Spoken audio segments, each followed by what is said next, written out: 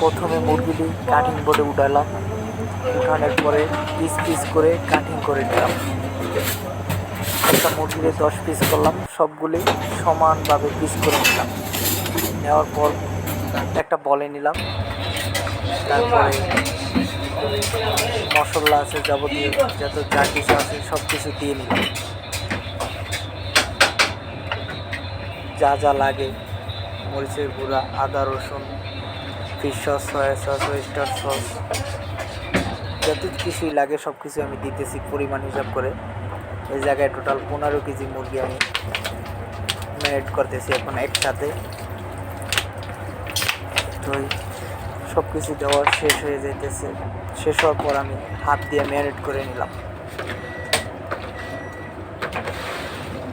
Marinate করতে করতে দেখেন কালারটা কীরকম আসলো।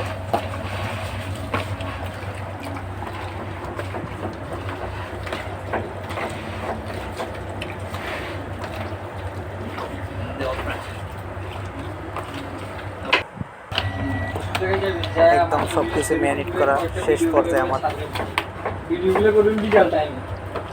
নিজে ম্যারিনেট করে একটা হাসি দিয়ে দিলাম অবশেষে।